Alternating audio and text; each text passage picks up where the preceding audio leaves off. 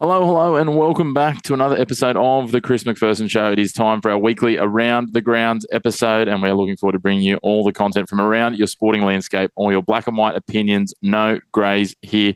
Of course, if you want to keep up to date with us throughout the week, make sure you subscribe to our YouTube channel and give us a follow on all of your social medias. You can find us on X, you can find us on TikTok, Facebook, and Instagram at the Chris Mac Show, and that'll keep you up to date with everything that's dropping throughout the week, whether it's our daily doses, the short clips, or the full episodes as we go. But this week, we are talking around the grounds, and we are welcoming in to help me along with a 1-2 punch, the returning Brodie Burrows in his Fremantle classic kit. Mate, there's something that warms the cockles of my heart, Brodie Burrows, with that old AFL logo. Yeah, look, mate, even got hard yakka on there, which right now does not symbolise the Fremantle Football Club whatsoever. And look, to be honest, mate, it was the most Dockeroo performance we've seen in a long time by Fremantle, and I'm just enjoying wearing it while I still can because it's probably pretty likely this might be the last week I get to wear it, mate. Look, I'm happy. North Melbourne won their grand final on the weekend, so we're up and about. We beat Richmond, so anyway, we'll talk about AFL a little bit later. We'll get right into that, and of course, if the AFL we talk about today isn't enough for you, check out the Third Man Up podcast, which Brodie hosts alongside the great Spider Everett. They get into the real weeds of AFL, talking about it each and every week. So check them out on the run home to the finals. They'll keep you right across all of it, not just the surface level that we're going to dig into. But Brodie, I thought the best place to start, our Boomers, the Aussie men, they won their third Asian Cup. It looked pretty dicey in the early hours of Monday morning a few times there. We were down by about 16 or 17 points against China, but we came back. It was a very bizarre finish where both teams ended up with free throws. It came down to the wire. China, their three-point shooting was outrageous through that game, but fortunately when it mattered, the last shot where they needed a three-pointer to win when we were leading, they couldn't sink that one. Thank goodness. We make it a three-peat. 3 times at the Asian Cup, 3 wins.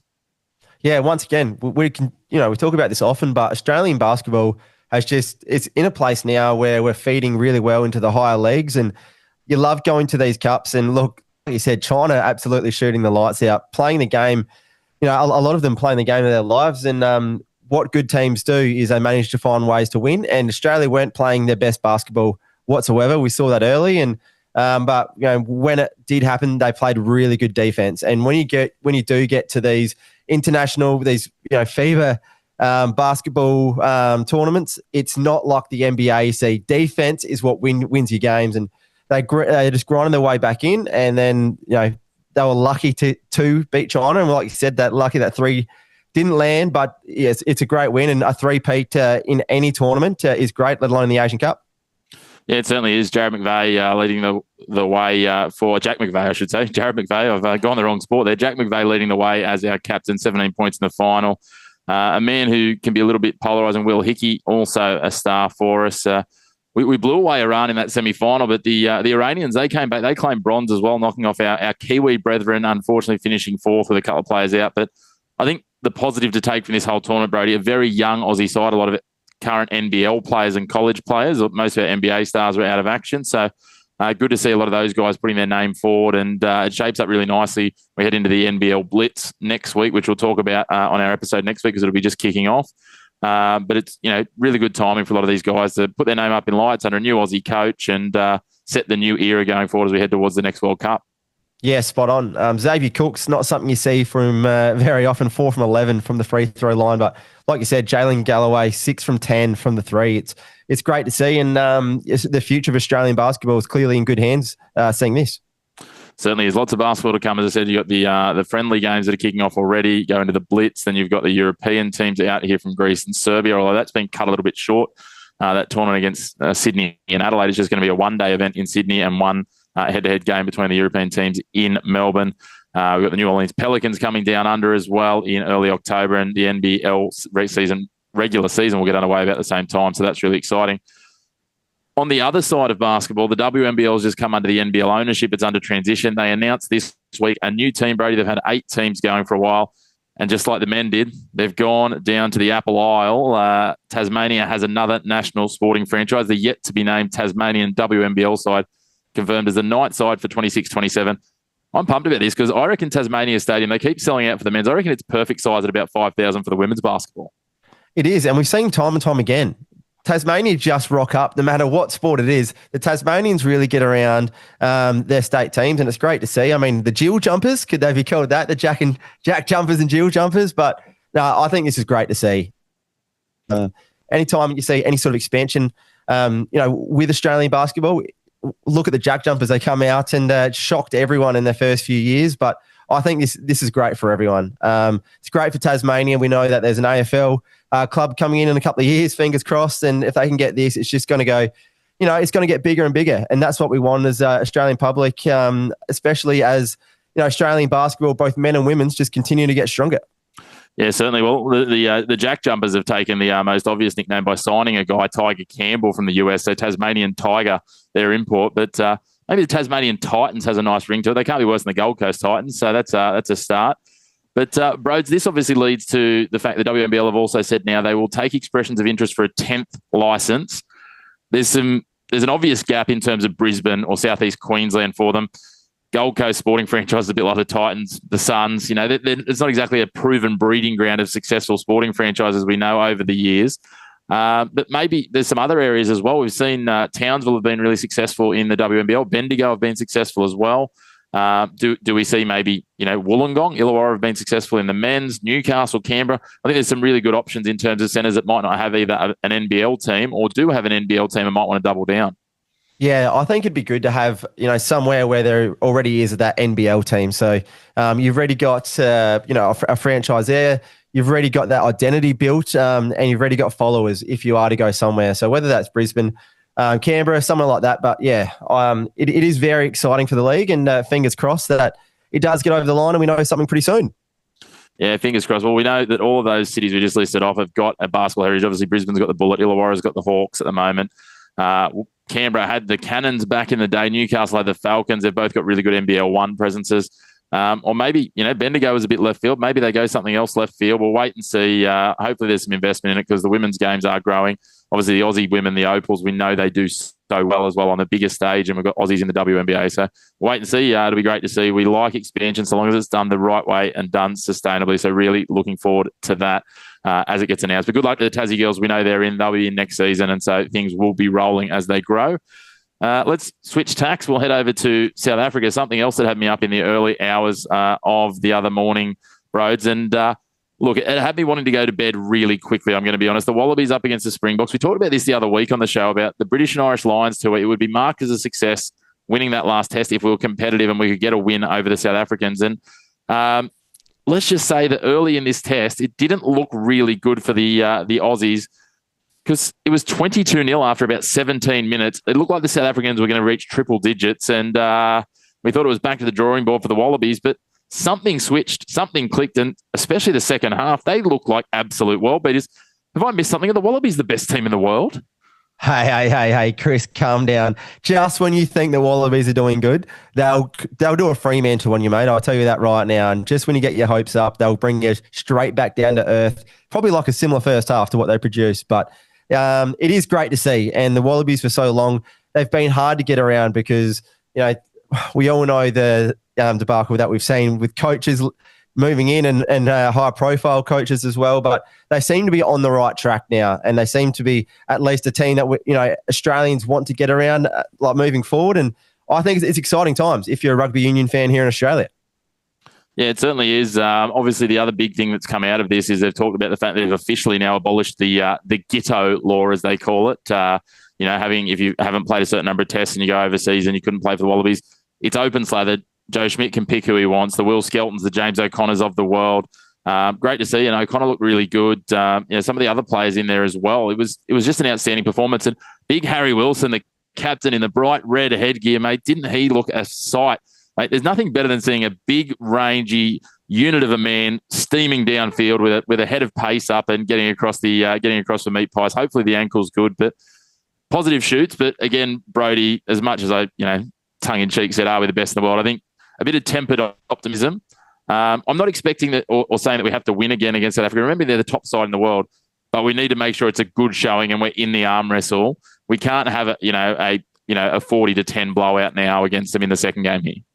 Yeah, exactly right. And that's all we want to see is just compete against the best team in the world and give us something can follow. Like, it doesn't have to be a win. I mean, a win is great. Don't get us wrong. But at the same time, we're now seeing this new Wallaby side that is exciting. There's players coming through. Like you said, the kiddo rule has been abolished, and it is something that's exciting for the Australian public, and fingers crossed. I mean, I'd take a 6-8 point loss in this one, because at least you know you've competed, but fingers crossed it's a better start to the game rather than the first test. Well, look, a 6 point loss would give us a bonus point loss. Get right in there. And yeah, as you say, I don't know if I can handle another, what will be a 1 a.m. wake up for me this time, a little bit better, but a 1 a.m., wake up or late night up and 20 minutes of heartbreak again. I don't know that we can rely on coming back from 20-0 down against the best team in the world again. Yeah, no matter what sport it is, you give any good teams a head start. Do it once, you get away with it. It's not very often you get to, get away with it twice. No, you certainly don't. So hopefully the Wallabies are out of the gates a little better this weekend. Let's move on to something much less positive. The No Limit camp is far from covering themselves in glory, I think it would be fair to say, Brody, at the moment. This is blown up massively in their face, the Michael Zerafa piece. They sort of intimated that he was a no-show. He's come back with a formal response, and I'll read a couple of quotes here. It just starts, again, pretty good opening line. Let me make this very clear. At 9:41 a.m, I received a call from No Limit telling me I was no longer required at the press conference. Their response when I asked why was vague. We've had to make some changes. They went ahead and falsely told national TV and streaming audiences that I no-showed. This is dishonest and defamation. You cannot remove someone then publicly shame them. I've spent years building a brand I'm proud of. I won't sit back while others try to damage my reputation. Our legal team has been contacted. Enough is enough. Not mincing his words there, Michael Zerafa. I actually think anyone that was sitting on the fence before this is now in the Zerafa camp, not the No Limit camp. This is wild. It is, and it's funny though. He's since come out the next day and he's cleared this up and said, I think it's his brother-in-law or something. There were security questions, and to me, it just doesn't add up, Chris.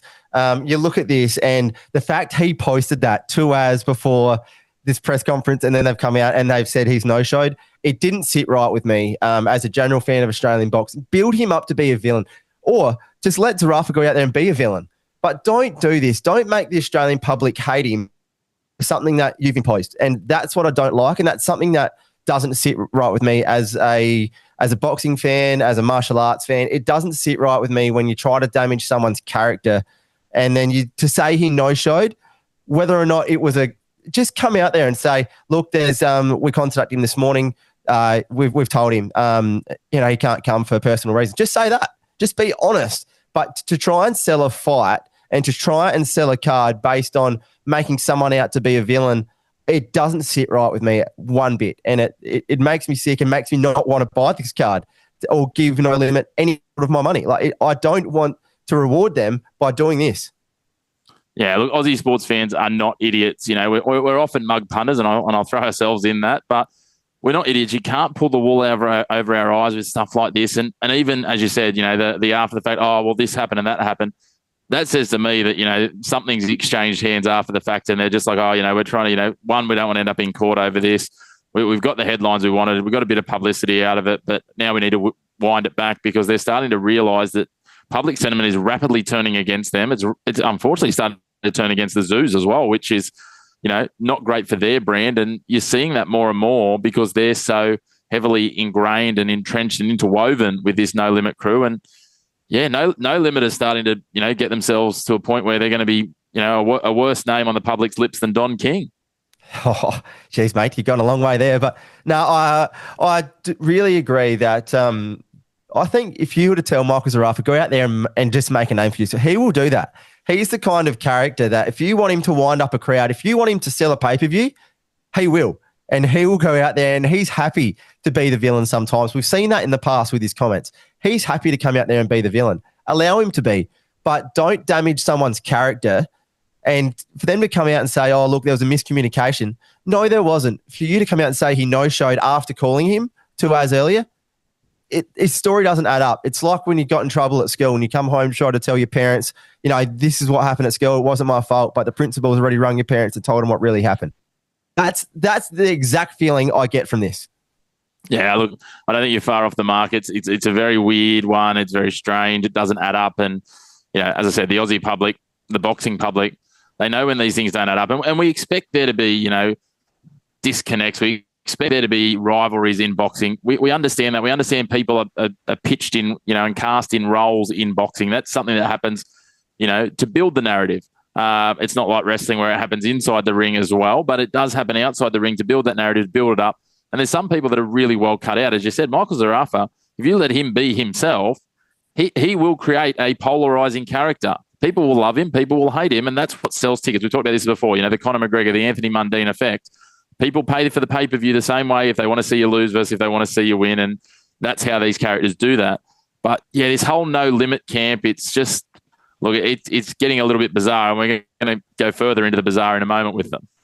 Yeah, definitely. And Zerafa has already commented on that as well, which we'll touch on. But, yeah, look, I think all they're doing is they're just banking on these two trying to win, and they're already labelling Zerafa as, as a villain, as Nikita Tszyu, as this young champion coming through, all ready for this next fight, and they're just going to build Zerafa up into this this villain, and just to try and sell this mock super fight between Zerafa and Nikita Tszyu down the track. So whatever happens, it's going to be interesting. But, yeah, we can touch on the bizarre whenever you're ready.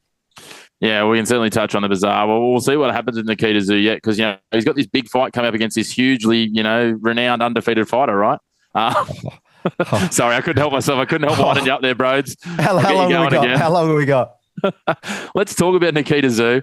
Mate, they're finding absolutely any angle they can for publicity. This story that's come out, and I'll let you go into the weeds on it because you're much more across it than I am, but it involves Nikita Tszyu's wife, well, indirectly, because it's her breast milk and her placenta that he's using to fuel himself for this fight. What?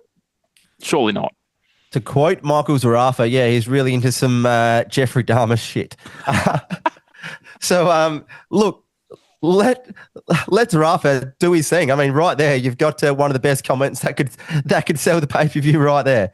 But yeah, it's bizarre, and like I think Tim actually come out and said, "Oh, he's not too sure about it, or whether he's just trying to sell the fight or what." But it's a bit weird. And look, trying to make yourself different is one thing, but to openly come out and say this it's just weird. And it's one of those ones where you keep acting like this, and like you said, the Australian boxing public, the Australian sport public are just going to start being, no, this is a little bit too much. Like, yeah, this is not WWE.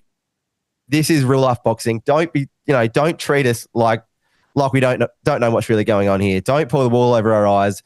You're just trying to sell. You're trying to make yourself different. You're trying to be, this crazy guy when you're not, mate. Like, come on. We love a quirky character, but there's quirkiness just off the scale. Like, this is just.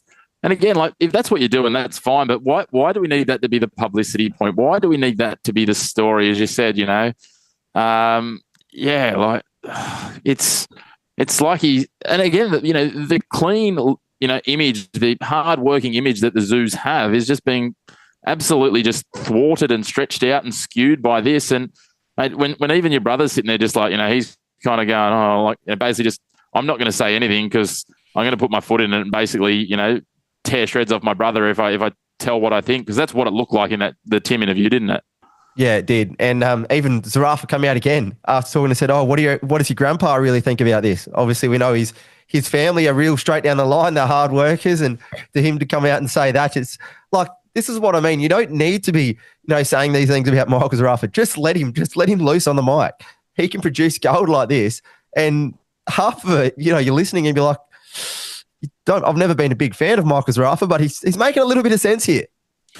Yeah, look, at the end of the day, if Michael wants a microphone, we're happy to have him on the show at any point, and he can have open carte blanche, go nuts, talk about what he wants. I think we've got pretty good insurance. I'll check out with our insurance to make sure that we've got everything covered. But yeah, look, I think, again, Michael Zerafa could be quite I think he ends up being the winner out of all of this in terms of public image, public sentiment.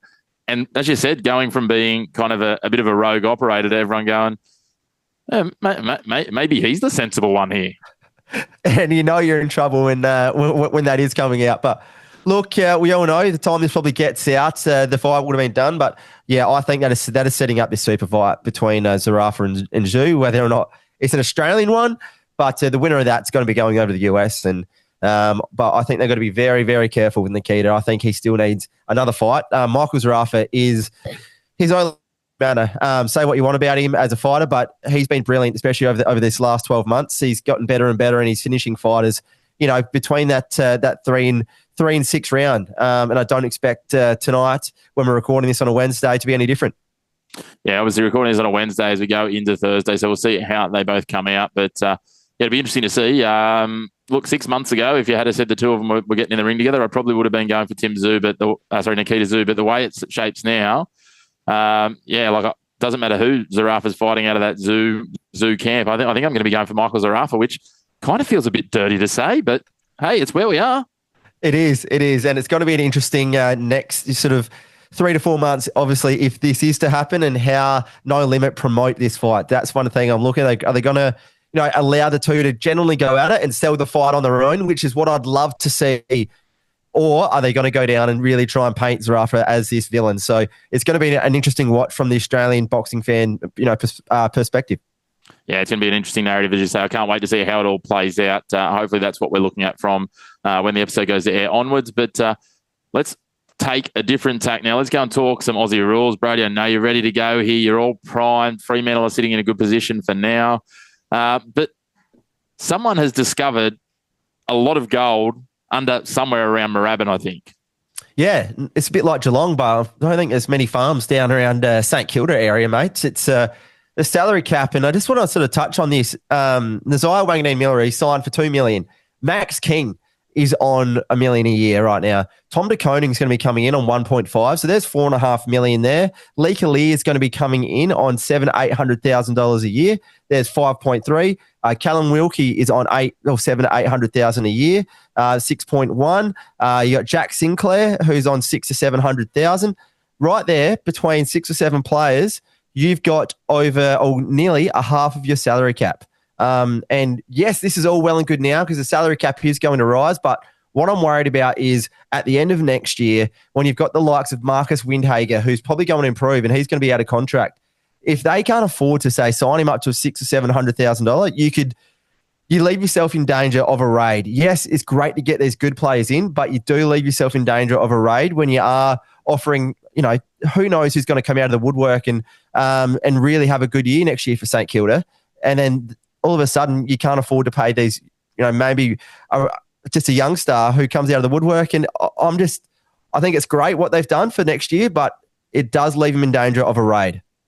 Yeah, it really does. It's an interesting, and it's a fine art, as you said, in these sports, especially the Aussie sports where they have a hard cap around the structure of how you make sure you get players. And then we see certain clubs, and I feel St Kilda's probably in this, in this realm where they haven't been a great performer for a number of years. They're not seen as a destination club, and it's not about geographic location here.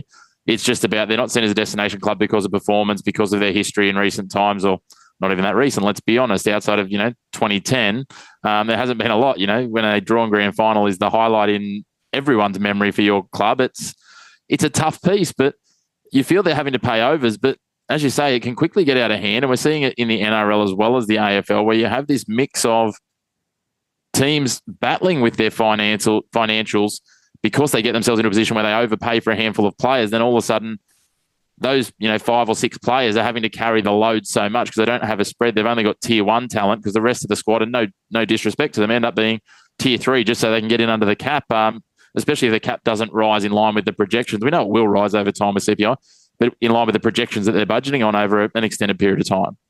It's just they're going to be so careful on this, and you don't want to be lowballing players or having unrest as well when you do see the likes of Tom De Koning come in when you've got Rowan Marshall probably on $500,000 or $600,000 less. We know there was those rumours going a few weeks ago with Lee Kalir being brought in and rumoured to be on the same amount as Cal Wilkie, their captain, as well. But, they all are just rumours, but sometimes where there's smoke, there is fire. So you do got to be careful. I know players, sometimes do take a pay cut for success, but it's just a fine line as well. So we know Tasmania are going to be coming in with an absolute war chest at the same time. So, look, I think it's a watch this space for maybe not now, but maybe 12 months' time.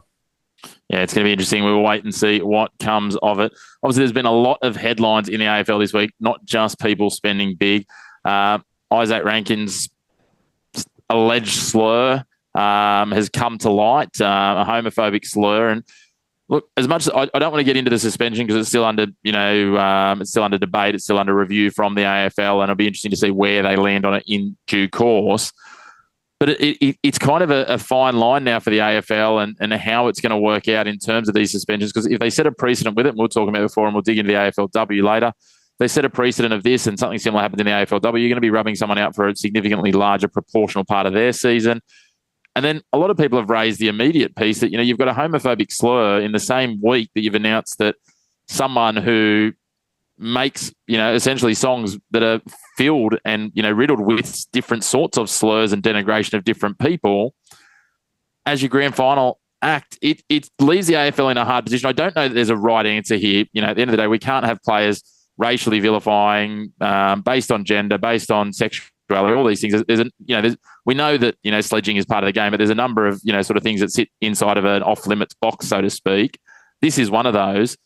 So I'm not saying it's justified. I'm not saying anything else, but the AFL is going to have themselves in a really tough position here no matter what ends up happening. Yeah, I think they really backed themselves into a bit of a corner on this one. And, we've seen the suspensions early in the year. And I think, it's a lose-lose situation for the AFL right now. They give him the 5 weeks and that it's looked at as being too harsh. They give him, let's say 2 or 3, and then it's looked at as not consistent with the earlier suspensions. It's such a fine line. And do you grade finals games differently? But they don't when it comes to, physical suspension. So it's such a weird scenario. And unfortunately, if they are going to be consistent, that means Isaac Rankine is missing the entire final series. And I don't agree with, Adelaide's rebuttal of coming back and said, other things were said to him. Because if you're going to do that, then that could be used in any, physical suspension, anything else. Because we all know some of the things that does get said on the field is pretty horrible. We don't need to go down that, down that path though. But it's such a fine line with the AFL. And you've had Andrew Dillon come out and he's tried to rap Snoop Dogg lyrics, and it's like, if he used to come out and say all this stuff, and it's like, well, mate, last week you were the one all over social media trying to rap these lyrics, and then if you actually go to the next verse in the song, there's slurs. The one you didn't, the exact song that you were rapping and drop it like it's hot, it's filled with slurs, mate. Like, come on, you can't have it both ways. You can't have your cake and eat it too, can you? And it's an interesting one. As I said, I think it's a pertinent reminder, not just for professional athletes, but for people in general. One, we need to be really cautious what we're saying. You also need to be cognizant of, what the impact of what you're saying is. And, it goes back to, being a kid, words have impact. And there's, as I said, in 2025, there's certain things that are off limits. I don't love the argument when they're talking about Snoop Dogg going, oh, well, some of these songs were written in 1990. He's still going to be performing versions of those songs in 20, or would have been. It'll be interesting to see what he performs now. He might be singing Mary Had a Little Lamb, rapping Mary Had a Little Lamb at the AFL Grand Final. But, this is something we need to be aware of. And look, it is a constant juxtaposition in society. There's these things that, are acceptable in one format that they're not in another. But, we know they're not acceptable on a football field. And irrespective, it's not like Isaac didn't know what games were coming up. He knows the magnitude of the games that are coming up. So to say, oh, well, they're finals games and something was said to him, that'd be like me walking down the street and, someone sort of mumbles something to me and I turn around and smack him and then, I get thrown in the clink and I'm like, oh, but he called me a name. The police aren't interested. The AFL's not interested, as you said, if you get done for striking in retaliation of someone else, you still get done for striking. These are all things that we need to take into consideration. We talked about it last week from keyboard warriors and things, but the players need to be, a little bit cooler under pressure. It's hard. They're running around absolutely, blowing their poof valves out at, heart rates at 80, 90% for extended periods of time. But we know where these boundaries sit. There's some things that can be said and there's some things that absolutely can't. And he clearly overstepped the mark and he's going to have to, unfortunately, now pay the price, which might be really, well, I think it will be really impactful for Adelaide's season. Yeah, it definitely will. And I actually talked about this with Spider on the podcast today. And we've always thought that the 4 or 5 week suspension, it's heavy. And they wanted to obviously bring those, these suspensions in. So they cut it out and they don't get it anymore. And this was the worst case scenario. It was a big name player leading into a final series right now. And they get down the path where, let's say 3 weeks, a huge fine and education. Because Spider's even talked about, the best thing he got when, he obviously said something back in the 90s and still regrets it to this day. The best thing he ever did was he got educated, and he went through education programs, and he said he learned more than that than any fine anyone could give him, any suspension. And he said wishes there was a lot more of that now in the AFL, instead of the fines, instead of the suspensions. He said there needs to be a lot more education around this, and whether it's having them go out to, whether it's racism, whether it's people who have suffered, homophobia all their lives, there needs to be a lot more education rather than suspensions and fines. Well, I actually love, and it's a long bow to draw, but I love the concept that probably 25 years ago in rugby league, if you got sent off in local rugby league for abusing a referee, the next thing you got was, while you're doing your suspension, go and do your referee's ticket, go out and referee some games of footy to understand, walk a mile in their shoes. You can't quite do that in this case, but you can do the next best. And it is education, understanding the impact of what these things do about, if you're sitting in some sort of minority and, you are vilified or, dealt differently with, how that impacts your day-to-day life. These AFL players are in a very privileged position, and lots of us are, and sometimes we don't realise the impact of what we have to say, then has. It's an off-the-cuff thing, and I'm sure that, again, I'm sure Isaac probably didn't mean anything specifically by it. It was just an instinctive retaliatory thing. It wasn't actually about being homophobic. I'm sure the way it was directed wasn't directed because he thought the other player was a homosexual. But it is something that we use way too lightly, way too flippantly in society, and we need to realise that. So, as you say, I think the best way, sitting out for 5 weeks is probably not going to necessarily teach him that lesson. It's probably going to make him more aware of his responses to things. But I think, to your point, I think that's a really good idea. I think I think it's a good image for the AFL too. And I don't want this to be about a image washing initiative for the AFL. But I think set a precedent, and right, if you do that, this is what happens. You're going to spend, 4 hours a week for the next 5 weeks while you're suspended, being involved in these initiatives, bringing awareness to it, and supporting it, because things like that are going to make it possible in the future for, us to have openly gay players in football. Because, let's be honest, in the major codes, there has to be, when you look at the numbers, there has to be players who are, and there's no way that that's a comfortable or even safe is probably the word, position at the moment for them to be open. We saw what happened with Josh Cavallo in the A-League, and, there needs to be more of an openness and acceptance. It's going to be a long transition, but this could be a great step and a positive step from the AFL. As we said, they've painted themselves into a corner. It's not going to end perfectly for them, but they can find some silver linings in what is a very dark cloud at the moment. Yeah, exactly right. And let's not forget Adelaide's best player of the last decade, Darren Phillips. And we know, obviously, she's in that community as well, and a beautiful mother, and she's done amazing things for not just AFLW, but the AFL as a whole. So spending some time with Aaron Phillips and the AFLW team, where it's so promoted, and it's fantastic what the AFLW do with this community. So look, like you said, there's no winners in this scenario, but it's just something to keep an eye on. Certainly is. We'll wait and see what comes of it. Hopefully there can be some glimmers of positivity coming out the back end of it. Speaking of the AFL, Broads, we are getting down to the point here, and there's 9 teams left fighting for 8 spots. The Gold Coast Suns were on the cusp of finals football. They're on the cusp of the first time in the club's history making it into September and all of the excitement that happens with that. Are they going to fall short? No. Not at all. They play Port Adelaide this week. I think that's a danger game, because if we've seen anything with Port Adelaide is whenever there's an emotional game, there's a chance they could be 10 goals up at halftime. We've seen that with Hawthorn before. Kenny's last game, Boki's last game. What that pre-game rev up's going to be like. It's going to be one of Kenny's best. He's going to be eating the lollies, drinking his Coke Zero like it's going out of fashion. I still think they'll win that. And if they win that last game, or the game next week, which everyone's forgetting, they've got to play Essendon next Wednesday. They'll finish top 4. So 2 games that they should win. I think they'll finish probably in third or 4th spot, which is a huge finish. But the thing that I look at this week, and there's one game that I want to see Collingwood beat Melbourne and finish 4th. The reason is they'll play Adelaide in 2 weeks' time at Adelaide Oval with everything that has gone down. And if you thought the Adelaide crowd was rowdy on the weekend, imagine that in 2 weeks' time with everything that has gone down. It will be like walking down Hindley Street at 2:30 in the morning. Yeah, wow, that would be an absolute scene. It's interesting. So if you've got you want to see Collingwood beat Melbourne, say you've got Gold Coast winning their 2 games, which would get them to 64 points.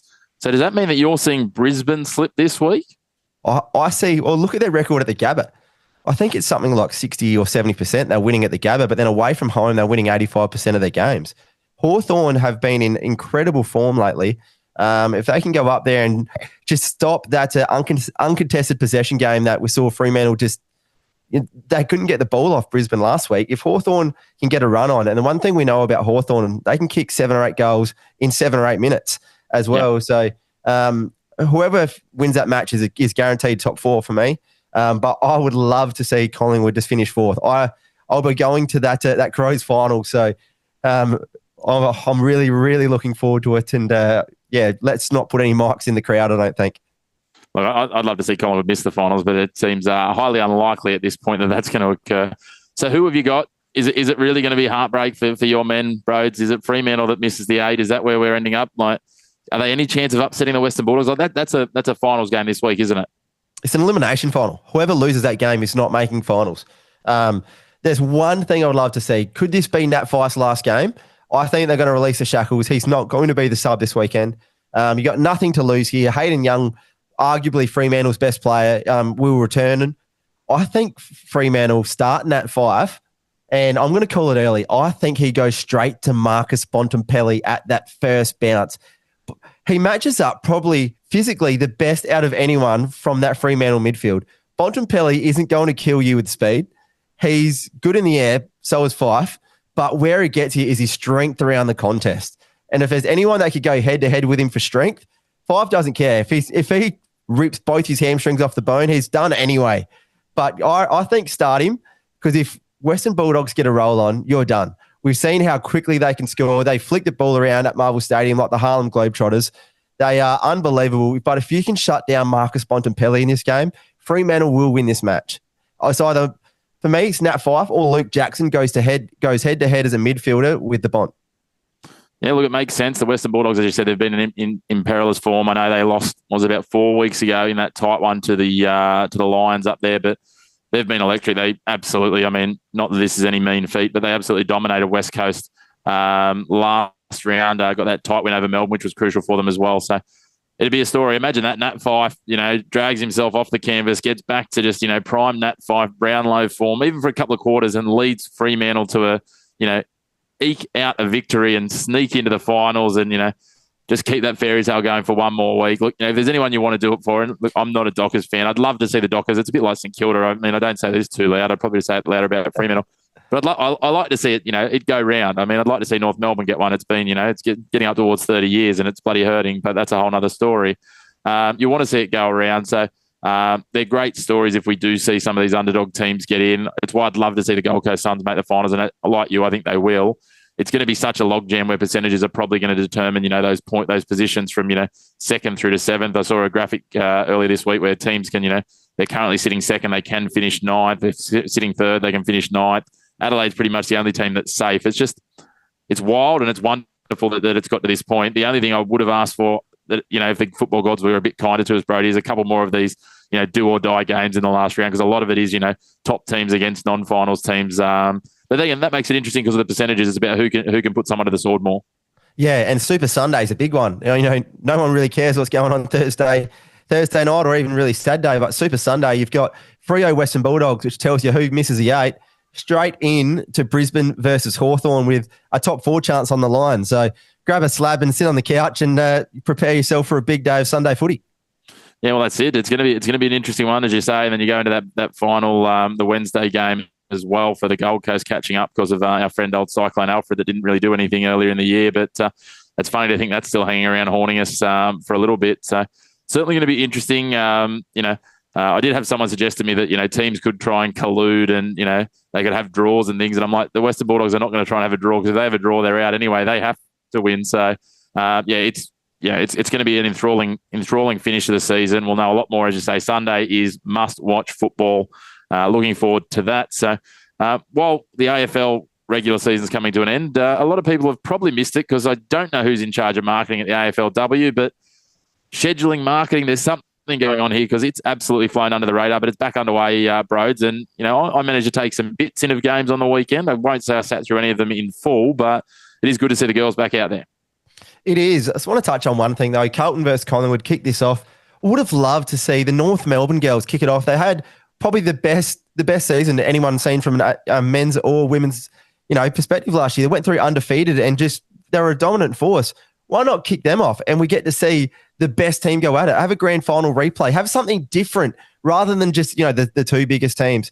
I would have loved to see, and the thing that the North Melbourne fans, they're really getting around their girls at the moment as well. I mean, they'd probably beat their men's side at the moment, mate. Let's be fair. But look, I would have loved to see that. That's probably the one thing, doesn't really sit with me proper is why do we keep rewarding these big clubs, especially in the AFLW game? Let's promote these other teams, especially one who's coming off, such a good season. For me, I watched one game fall through on the weekend, and that was the Port Adelaide Fremantle game. Albion had a bit of a personal connection there with a cousin playing over there. But yeah, look, it's just the worst time of the year to try and come in where there's so much attention on the male game. Why not play it early in the year where there's not finals, where they're not competing? It just doesn't sit right with me. Yeah, my idea, I mean, there's no perfect window, right? The Australian sporting calendar is so bloody congested, but they tried it later. I think it doesn't work because it gets too hot. You lose that there. So my theory is you sort of start almost in line with the AFL preseason. So you play through those first few rounds. You're probably going to lose a bit of attention around, rounds 5, 6, and 7 because that's when the AFL gets underway. But then as the AFL gets into it, sort of, that next phase, teams are starting to settle in. They're into rounds 4 and 5. Across rounds 4 and 5, 6, 7, 8, you finish your regular season, which then means that your grand final basically finishes in proper winter footy. It's, it's proper, everyone's into footy season. Your men's team might not be going that well, so all of a sudden, your women's team is, as opposed to by the time these guys get to their grand finals, you've got footy fatigue. Like, footy's been going for so long as well, and you've lost because you haven't ridden the wave of rounds 5 and 6. So if you look at round 5, when your team get bombs out in the second week of the men's footy, my women's team's already sitting 13th. Don't worry about it. You're riding your team through to the grand final. So it's, pretty much unless you're a North Melbourne fan and we've kind of, parked up on the men's and right now we're on the women's wave again looking for another flag. It's a tough one. Like I said, there's no perfect solution. But the one thing I want to address here, and this still puzzles me, and Brody, you might have some insight to this. I keep ranting about this to everyone that wants to listen and even some people that don't. The women's game, the scoring in it, right? We got there and we went, okay, the women aren't able to kick as far. Their, use of ball, especially in the early days, isn't going to be as elite as the men's because they haven't played football from such a young age as a consistent performance. So what we'll do, yes, we're playing on a little bit smaller grounds, but we'll take 2 players off the field. That makes no sense to me. Surely having 18 players still on the field, I mean, it might be the only chance the North Melbourne men have of beating the women at the moment if they play 18 on 16. But surely 18 players on the field would lead to more fluid ball movement, would lead to more, like sometimes when you watch the game, because they don't kick as far, and that's just genetics, right? It becomes too hard for them to string the ground in, 3 kicks. So all of a sudden they do end up actually congesting, which is the opposite of what they want. Those extra 2 players would spread it a little bit more. They'd create more of a pull. Am I missing something here? Yes, you are. As someone who's coached football for a long time and been involved in it ever since I could walk, and something that you see even at local football, let's say a B grade side, they put out there and they're a bit short on numbers, 16 aside. It opens the game up so much more. And that's the reasoning why they do it. There's 2 less players on the ground. I think that's what we saw earlier when they did try to go 18 on 18.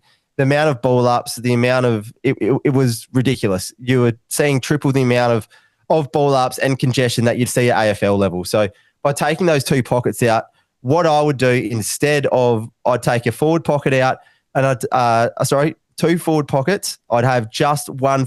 I have a full forward, a forward pocket, a centre half forward, and a forward flank. So essentially when you do get the ball forward, it is 4 on 4. There's so much space inside 50 then.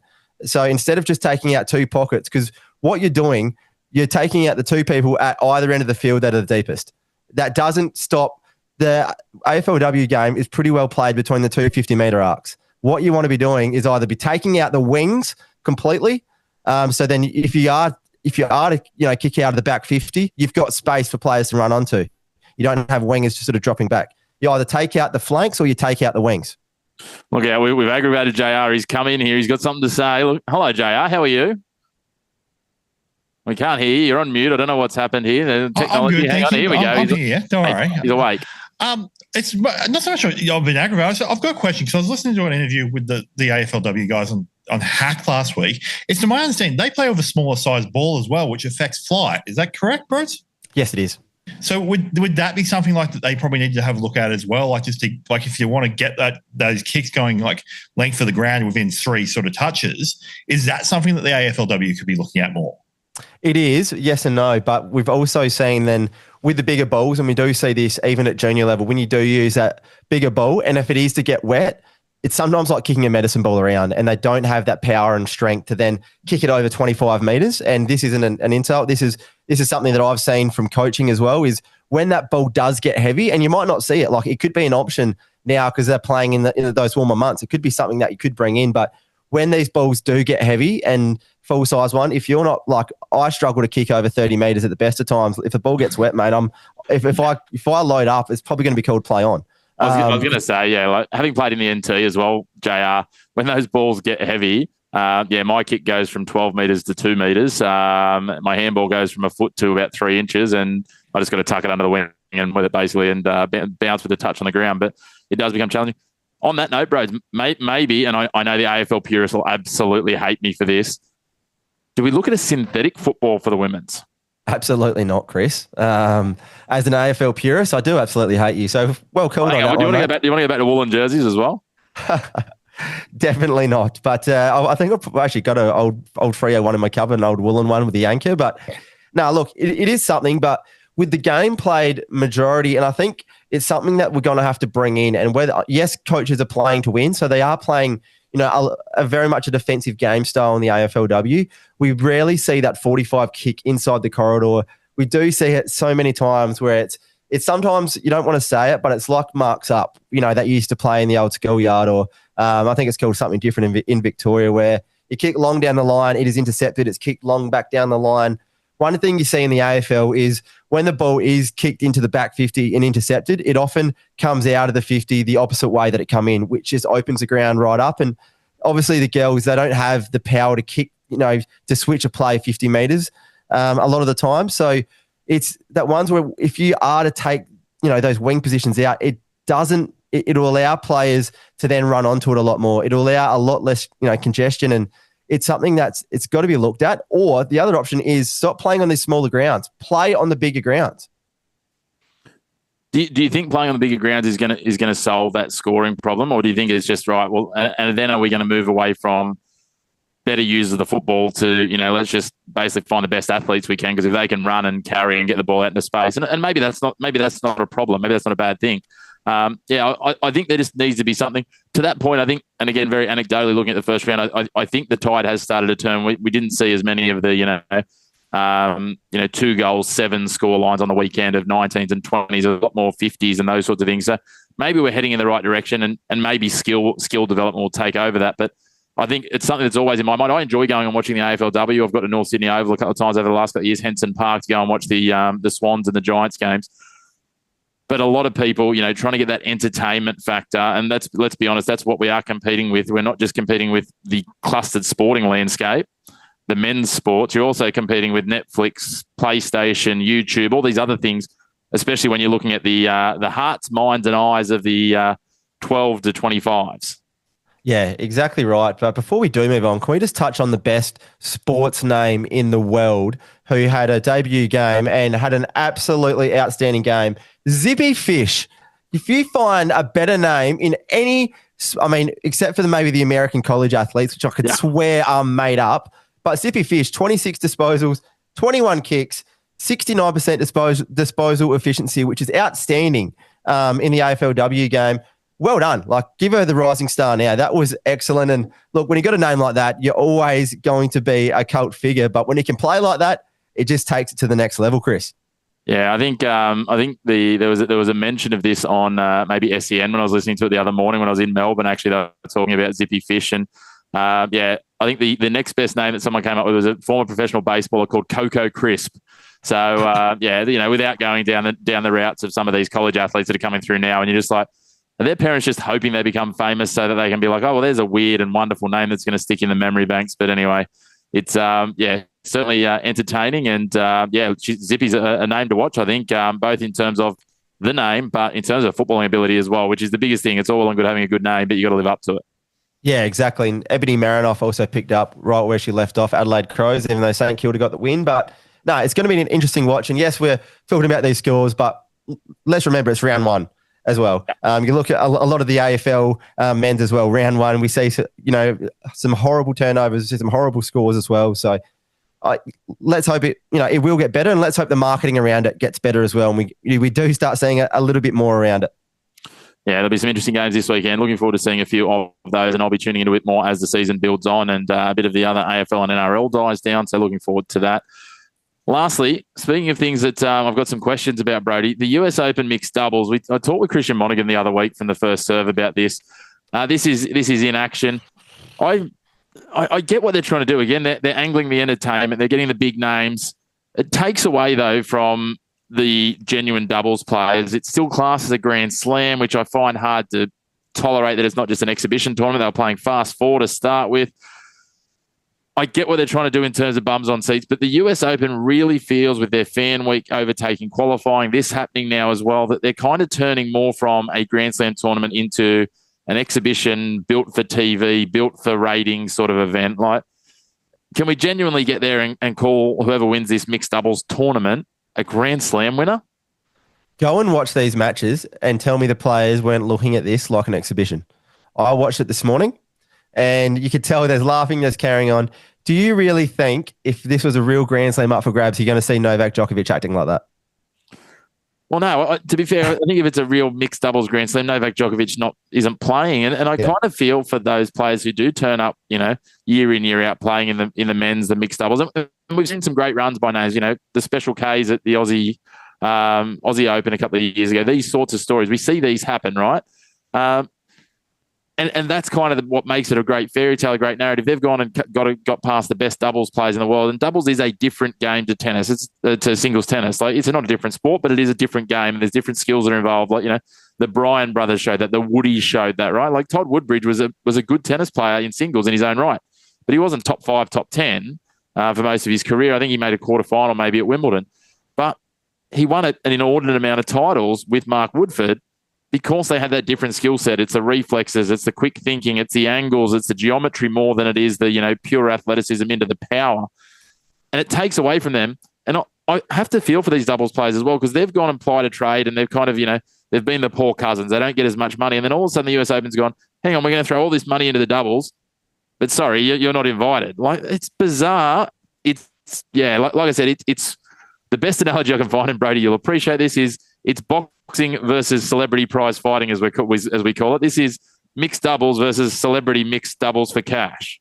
Yeah, you often see it. If you're not in the top two or 300 in the world, you're living in hostels around the world trying to qualify. You're playing challenger events, and this leans more into it. And I hate to say it, like, these players that are playing, good on them. They've worked their butt off to get where they are. They're some of the best players in the game. They don't need this, Chris. And as I'm just a tennis fan at heart. We don't need this. This is not for tennis lovers. This is for the general public who want to see the big stars come in and do that. So I do get it in a way, but at the same time, don't call it a Grand Slam. Yeah, I think the only thing that I can take out of this, and it did make me laugh, is that the defending US Open mixed doubles champions, who they did invite as basically the only genuine doubles pair, as we record, are going into the semi-finals. Andrea Vavasori and Sara Arani, the Italians. So it would kind of be a little ironic if they end up winning it, and it might just prove a point. But, I actually suggested when they had this, what they need to do is just make the draw a little bit bigger. And even if they have all the big names on one side and all the genuine doubles players on the other side, and it's kind of a champion of champions events, and then they're like, right, okay, well, here it is. And I could cop that as a Grand Slam event. But when you've only got one, I think, from memory, looking at the draw, one genuine doubles pairing, a couple of US women as well that are playing, they play a lot of doubles as well. But it just doesn't sit right with me. And, it doesn't sit as bad with me as Nikita Tszyu eating his wife's placenta, but it's a 4 out of 10 on that scale, which, most normal things that are controversial in sport are probably a 1. Yeah, exactly right. And let's look at John Peers, one of Australia's best, doubles players for a long time. Him and Geordie Thompson played Ben Shelton, Taylor Fritz. You look at that on paper, they should lose 6-love. They wipe the floor with them in the Davis Cup tie, which you see it all the time. Davis Cup tie will so often come down to the final doubles match, and players, obviously, they pick their number 1 and 2. Australia, so often they'll pick Geordie Thompson, John Peers, and so often they'll get the job done. So I think we do need to put a little bit more respect on good doubles players. Look at Rohan Bapana, still getting the job done at the highest level. You know, he's as old as Todd Goldstein going out there. Maybe they could get themselves together. I mean, Dustin Fletcher, he grew up, I think he actually beat Mark Philippoussis back on the junior tour and played a bit of doubles with him. So maybe let's get Dustin Fletcher and Bapana out for the Australian Open. Oh, mate, wouldn't that be scenes? But yeah, I think the thing that talks the most about the difference in the game is when you have a look at the makeup of those that got through, and you know, one of the alternates, Danielle Collins and Christian Harrison, who's a US doubles player, they're playing Irani and Vavasori in one of the semi-finals. So you're going to have a genuine doubles pair. So we kind of got what I wanted. They'll play the winner, I think, of Pegula and Draper and Siontek and Rude. So yeah, it's but Pegula again, one who has played a lot of doubles. She has been number one in the world at different points, playing with Coco Gauff and different things. So it's probably played out in the right way. But again, I think you just need that sprinkling, because otherwise it ends up being, and don't get me wrong, I love this when you go to the Aussie Open, it ends up being like the Masters tournaments where, you know, one day like he was playing with Mark Philippoussis, the next day he's into the next round, but he's playing with Pat Rafter, and you're like, sorry, like, what's happening? We're just subbing in whoever we want, you know. Yeah, look, I'm all for a bit of celebrity hit and giggle, but as you said, that's how these players are approaching it. You know, hopefully the light-hearted approach works really well for some of our best players going into the US Open main draw, but I just can't take it seriously. I can't call it a Grand Slam, and you know, I think it'll always have an asterisk if, you know, whoever wins this, and that'll be a shame if Irani and Vavasori go back to back. Like, it's going to have an asterisk on it. That kind of sucks, but it also sucks for, you know, a Casper Ruud and Iga Swiatek, one of these, if they win it. But I like people trying different things. I just don't like them doing it under the guise of something like calling it a Grand Slam. Yeah, fully agree. And if you're going to do it, why not get Demonor and Katie Bolter straight in together? Wouldn't that have been the perfect story? Like, you've actually got an actual couple who could go in there and do it. But anyway, we'll leave it at that. I did love that they talked about just quickly on Demonor and Katie Bolter. When they came out, they said, their singles ranking doesn't qualify. But on the original entry list, they had a wild card for Nick Kyrgios and Naomi Osaka. My goodness. Yep. Oh, no. That would have been some headline. I'm like, Nick Kyrgios would have made Naomi Osaka cry in the press conference. How's that going to work? Oh, look, we saw Nick try and come back with Gael Monfils, and the bloke couldn't move. I think he's pretty cooked at the moment. And yeah, it's you can't say that on one hand and then go out and do this. And unfortunately, it does reek of a little bit of hypocrisy. And anyway, if they want to do that, fair play to them. Look, they're getting what they want. We're talking about it. Bums are on seats. So there we are. Although I'm not quite sure that their goal was for us to talk about it, but we'll say that it was. Exactly. Brady Burrows, as always, a big thank you to you. As I said before, if people want to dig in a bit more to the AFL and what's going on the run home, check out yourself and Spider and the wonderful conversations you're having on the Third Man Up podcast. But as always, love having you on the show, mate. Thanks for having me, Chris. Look forward to chatting this time next week. A big thank you, everyone, for tuning in. As always, it's been great to bring you our Around the Grounds again this week on the Chris McPherson Show, your home of the black and white on sports opinions. No greys here. A huge thanks to Brody Burrows from the Third Man Up podcast as well. Great to have his insights on today, talking everything from rugby union to boxers eating placentas and inappropriate commentary from AFL. So we had plenty in there. The Wallabies are winning. The cricket team's going okay too.